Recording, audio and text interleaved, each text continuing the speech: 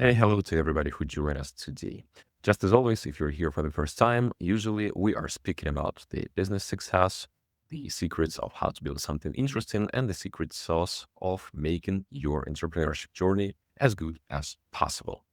Today, I have quite an interesting guest, and moreover, this is quite a new format for myself as well, because I'm going to be trying to ask people who have already achieved some success about what was their approach and how did they do that. And today, if you've been thinking that Tony Stark is just a character out of the Marvel movies, you've possibly been wrong because today I have exactly the same person who went the whole way from the marketing up to robotics and today works with both military segments and robotic stuff as well. I have Vlad Konov here and he's going to be presenting himself. Vlad, hi, thanks for joining. What can you tell about yourself? Who are you? Thank What are you, you doing? Bogdan. Yeah, thank you very much for introduction. I think it's a long way, still a long way for any kind of Tony Stark success because he was the multi-billionaire, I guess, and playboy, which is I'm not. I'm married and I don't have, the billion in my pocket. Um, yes, I have pretty much all over a decade of experience in robotics, product management. I built 40 robots for outsourcing, and now I'm building the company, an R&D company that creating FPVs, creating any kind of UGVs, so ground vehicle drones, automotive drones, and that stuff on demand right now. And we're trying to work with military, with dual use companies to have success there. And my personal career started from marketing. I got my MBA in marketing, global marketing in Silicon Valley in 2013. And after I graduated, the second Maidan started in 2014. So I moved back to Ukraine and I was the part of that Maidan to protect our rules. And we did some riots over there. And after the Maidan, I did stay in Ukraine and try to open my business. I was so ambitious to try myself because my way was not always about the robotics. Because when you're starting, you never know what is the success story and the success.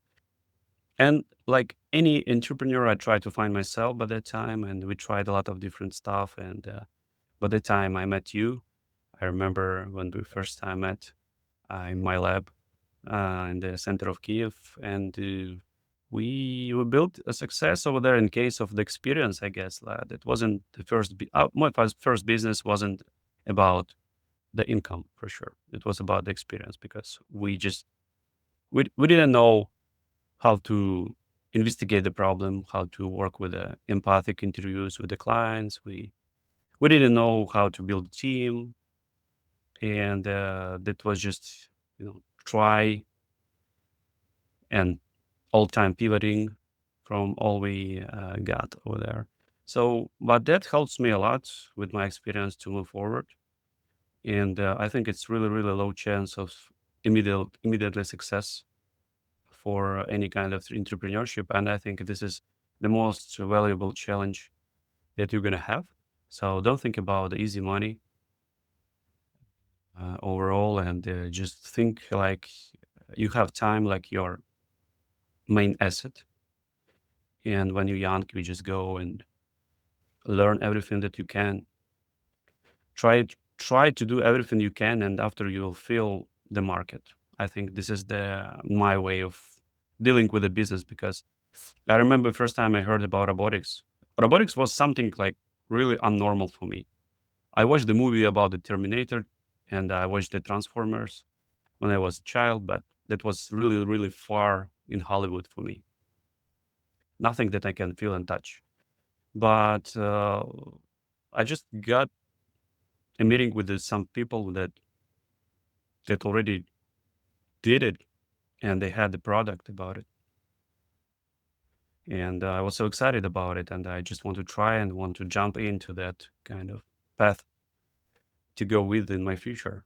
And after we opened the first schools of robotics, so we started from there because to open the school of robotics, you don't need to have too much experience because it's like a low level entry, especially the schools for kids. So we hired a couple of good engineers and we built our curriculums. We started to do our local schools. That was online school of robotics for kids and adults after.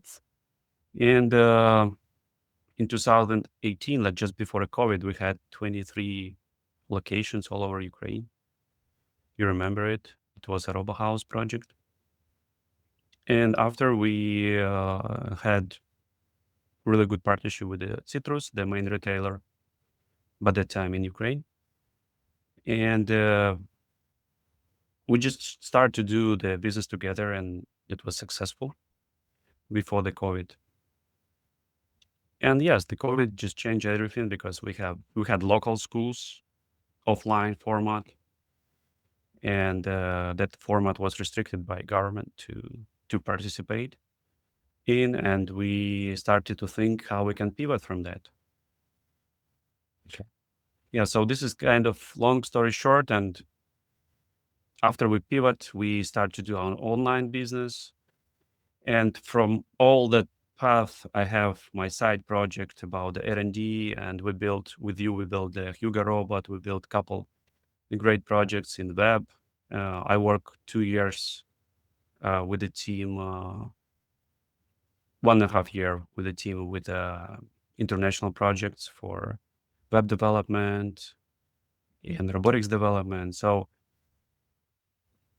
online school was more like a hobby, and the primer for me was R&D development with my teams, especially in the hardware.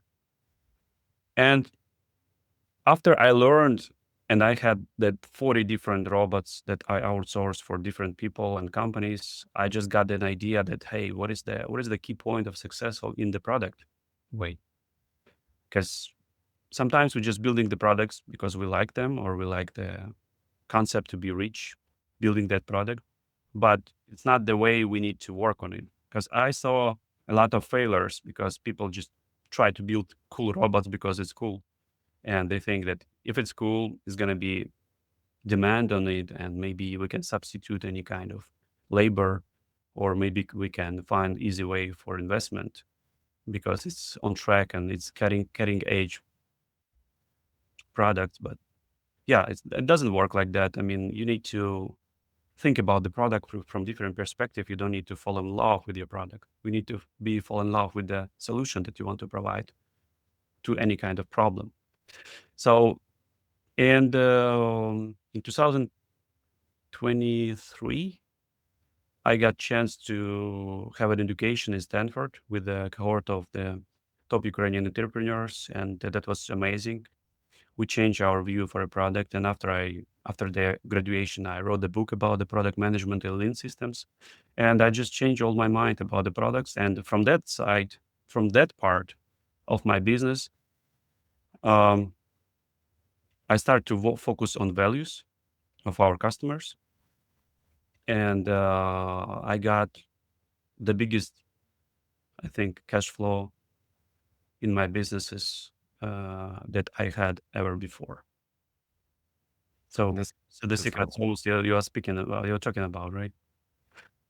Probably the most interesting question that a lot of entrepreneurs, especially the ambitious young ones, are asking. Like, you've tried a lot of different businesses. Some of them were successful, some of them not. But how do you make sure that your business is going to be successful now based on all of the metrics that you learned?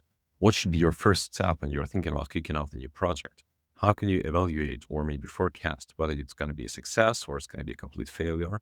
And what do you have to do for that? So hard question. We need to go from the back door. We need to think what is the success for you. You can have a billions, but you're doing drugs, right? Or you can have a nothing and you building the inspirational startup that try to solve the problem of the cancer. So what is the success? You need to think about it from your way of understanding. If you will catch the way of all people understanding what is success, is like a Bugatti and a fancy home and all that stuff. I mean, it's not high chance to be successful there because only like 10% of people in the world can have a Bugatti. So, and to be there, you need to work hard and you need to be lucky. So you need to find out what is the success for you, and after you can build a product that you love. You can find the connection to that product to understand how you can go to satisfy your need first, right? So this is the problem of all stakeholders. When you speak with the people, when you try to hire the team, you don't need to tell them about, I mean, yourself or your product too much. You need to ask them about their value and their goals, what they want from it. It's a really good actually negotiation process. And after you can find how your product can deliver that values to them. So this is, I mean, the key point. Okay. And that's not a good question. We fear that the success is totally unmeasurable value, especially because that's different for everybody. But what was the biggest outcome or the most important lesson that you've learned along your entrepreneurship way, or maybe during the process of learning with different institutions? What's the biggest lessons you got? I think you cannot pick up one, because the life is not about only one stuff. It's a combination of different successes, right? And Mm. Yeah. That's the lesson source. I got it. it's that's the lesson I learned. Yeah, you should have a cat first. The first rule. Um, the first rule to be successful, you need to have a cat. I think, to be honest, it is the combination of lessons. You cannot say just one. I think the value that you want to have for yourself and the value you deliver to the people, you need to concern about it. Because even with the negotiation, just regular negotiation about the partnership, right? You need to understand why people should come and see you, why they should invest their time in you. So you need to show them the value that you're providing to them. This is the main point. Don't fall in love with your product. Don't say that, I mean, your product is the best. I mean, you solving the problem of them. They don't care about your product. It is really good metrics called jobs to be done. And if you take a look, and the jobs to be done is the main um, focus of my courses that I am teaching in the Stanford business programs right now, that you need to focus what the solution you're providing. Don't focus on your product. If you take the skateboard, I mean, people who drive the skateboard and do the skating, they don't care about how many wheels the skateboard has. They care about emotions, right? The wind blowing your face, facing you, and the fun of it. Yeah, so you can adjust to it the electric motor, and it's gonna be new product, but the emotion and the value is gonna be the same. So, and you're spending all your time to build this product, and after you just disappoint because it's just doesn't work because you focus on product, not on the solution. So again, you need to always think about the values everywhere that you want to be with the partners. You need to think about your shareholders and the stakeholders of your business, not just about yourself. And try to find the niche that you can see yourself in like 10 years. Okay, because sometimes people starting the business in grocery, for example, which is not bad. I mean, people are surviving buying the products from the grocery, right? But if you think that it's just easy business that I know, maybe my father did it, and I want to just to focus on it, and I have some skills maybe, and maybe I don't have too much education to do anything like a drones, but it's understandable business that can fit me for 5 years long, but you not feel that it's yours, and it is good to try. Why not? Maybe you didn't involve in it 100% and you don't know the value, and maybe you'll like it, no problem. But you need to think where you want to be and what you're going to do in 10 years. How you see yourself is a really good exercise when you just lay down and close your eyes and think about your future in 10 years. You can even imagine your whole entire picture of your life, what do you want. I mean, again, in 20 years old, maybe I had that picture of I'm driving Bugatti in the sunset. I can buy a like good Ferrari right now, but I just don't need it because I have my values in my family. I want to build a family, and I want to travel, and I want to invest in the companies that building something. So this is my goal right now. Changed, right? But only think about it. This is my advice. No. As we're wrapping up the podcast, it's quite a short one, I promised. I think that's a good idea to end up with a quick blitz round. So basically, I'm going to be asking a quick question, and you need to answer it within like 3-4 words or one sentence, but no more than that. Um, there's going to be a couple of provocative ones. So the first one, what is the biggest myth about entrepreneurship that you think is the worst, like the most unnecessary? I think we undervalue the luck. Okay. What was the idea that you have stolen from any type of business and successfully re-implemented? I think all ideas are stolen because nothing. I mean, nothing just created from nothing. Everything is the legacy from the previous experience. So I think everything that I created is just a legacy, and I just did it good. Okay, sounds good. Another question. What is the biggest mistake that you've ever done as an entrepreneur? I think the biggest mistake was in my education. You are more S- underrated? It was bad? No, it just wasn't what I need to be successful.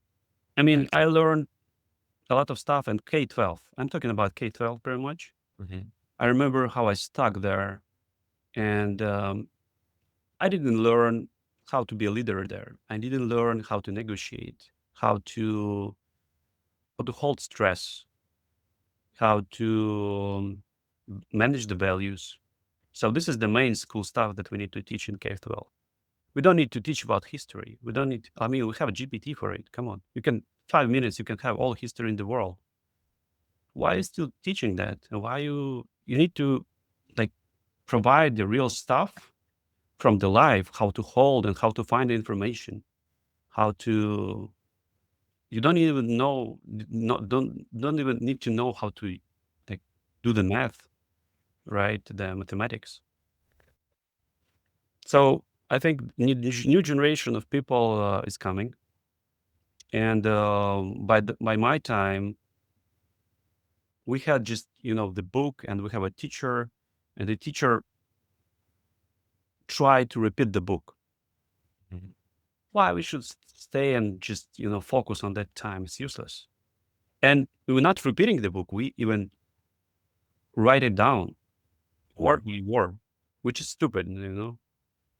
The early repetition matter. Yeah, we've heard about it. We all suffered from it. You should teach people how to create, not how to rewrite the book. I Fair. mean, this was so stupid. And I understand that we just had that kind of regime, and overall education in the world was like that, and that was a time. But I mean, I regret about I didn't realize that I don't need it earlier. Okay, fair enough. One last question before I wrap up. What would be one advice that you give our listeners or those who use the podcast and web? Something that could happen. You just need to move. I mean, start. Don't afraid. Just got some ideas. You have a lot of tools. You have again AI. You have us to listen right now, right? And you have a lot of different information. Try to use that information. Try to build. Um, the best way for me, I like to build using the whiteboards. I like to draw what I'm thinking about. I like to speak with the people. Sometimes I overspeak with the people. But I think my role right now is to manage the product and to inspire the people to work for that product. So that's why I'm speaking a lot. More that I'm just, more that I'm doing the operations. But yeah, I think this is the advice. You need to have a good skills in speaking with people. I see. Perfect. Okay, awesome. Thank you so much for this interview. It was quite a short one, but really helpful for, I believe, everyone who's going to be watching us. For those watching us for the first time, do not forget to subscribe, hit like, hit the ring bell to not miss any notifications about new videos coming up. If you'd like to be featured as the guest, feel free to reach out to me, and the contact data is going to be somewhere around here. And I'm going to see you in the next episode. Vlad, thank you. It's you.